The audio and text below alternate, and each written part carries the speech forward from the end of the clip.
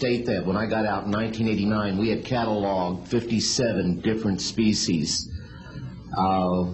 You have individuals that look very much like you and myself that could walk among us and you wouldn't even notice the difference, except for some of the things that they might be able to go ahead, even in a dark room, and touch an object and go ahead and identify what color that object might be.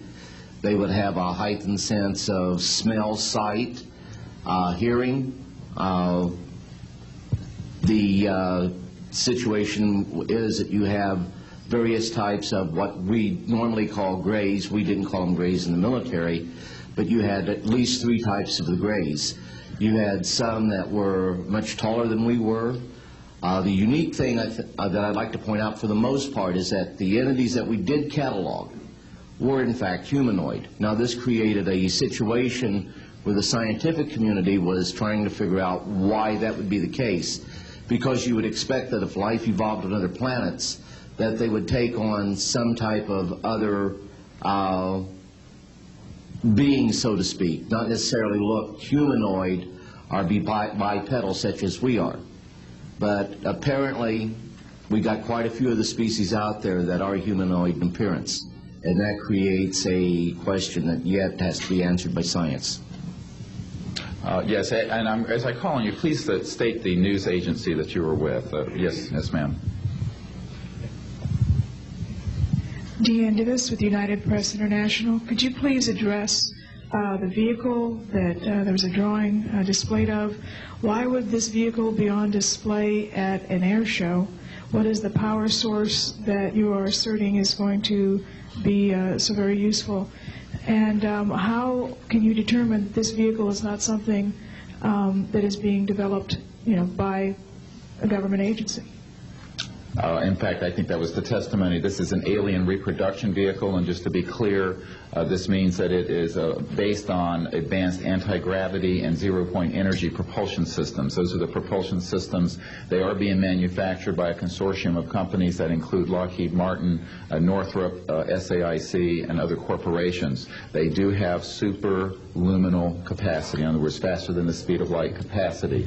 I think Mr. McCandlish and other witnesses that he's identified could go into more of the technical physics of it. I'm just a country doctor from Virginia, I tell people. I mean, really. And but this is actually what is the reason it's called alien reproduction vehicle, is that it's based on the study of extraterrestrial vehicles, but it is manufactured by human military intelligence, aerospace contracting arrangements. And this is very important. It means that we, Homo sapiens, have the ability to access this so-called zero-point field of energy, which is the ambient field of energy from which all matter and energy is fluxing, and can access that energy and generate all the power we need to run this planet without fossil fuels or pollution. Do you have any direct evidence, though, that this, I mean, we're talking about the same government that so appropriately named a snooper program carnivore. So just because it's named the alien reproduction vehicle, considering the history and the questions that have been existing for such a long time about flying saucers, I mean, do you know, is there any direct reason to believe that this is actually derived from technology? Any of the witnesses who can attest to that? And how would this, a propulsion system, a rocket engine doesn't necessarily translate into electricity. Can you elaborate on that? Well, the first part of your question, I would say that the testimony of witnesses we have, some of whom are here, others that are not here, but they're in the briefing materials, is that they have studied, we have studied specifically extraterrestrial vehicles which have been retrieved. The breakthroughs in that research have led to applications that have led to the building of this and similar anti-gravity devices. And that, in fact, this can be proven in open testimony before Congress, and that is exactly what we are calling for. We have the witnesses to establish this, and they also have the documents and the specific details of the propulsion systems. But this is not a jet internal combustion system at all. It is actually kicked in by a type of electric power source, and it then accesses this ambient zero-point energy field that is responsible for all matter and energy existing, and by special configurations and what have you, it causes a cancellation of mass inertia and an anti-gravity effect. And this is a complex technical discussion, which is probably beyond the scope of this conference. But we have materials in the briefing document that we can provide you with references to people who have studied the anti-gravity effect as far back as certainly the 1950s. We have one witness who said that his family was connected to the RAND Corporation, and that by the mid-1950s that more money had been spent on anti-gravity propulsion systems than the totality of the Manhattan Project. So yes, we can establish those elements. Other questions? Thank you. My name is Murray Felsher. I publish a newsletter downstairs here called the Washington Remote Sensing Letter that deals with reconnaissance and surveillance of the Earth from space.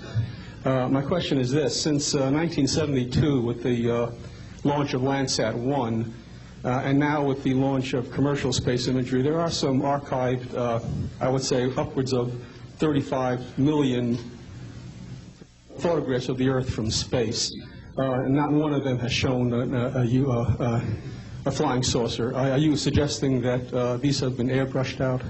We're suggesting that there is a system before the public gets hold of anything that's off of a government-connected satellite. There is a compartmented operation that does indeed sanitize them from this type of evidence. And I think the testimony of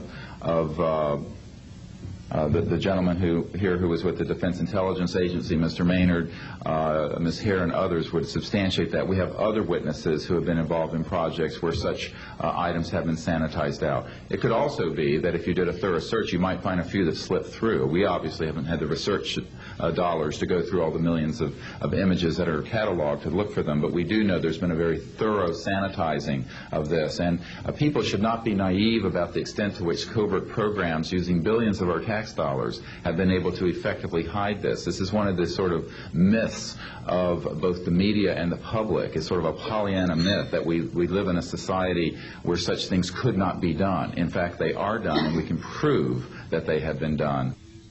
Discredit these entire proceedings here, and I'm wondering how your screening process went. Can you tell us a little bit about your satisfaction level with that? Well, I'm very satisfied.